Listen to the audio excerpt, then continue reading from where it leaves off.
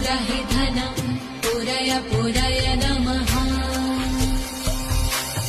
ॐ ह्रीं श्रीं क्लीं श्रीं कुबेराय अष्टलक्ष्मी मम ग्रहे धनम् पुरय पुरय नमः। ॐ ह्रीं श्रीं क्लीं श्रीं कुबेराय अष्टलक्ष्मी मम ग्रहे धनम् पुरय पुरय नमः। ॐ ह्रीं श्रीं क्लीं श्रीं कुबेराय अष्टलक्ष्मी मम ग्रहे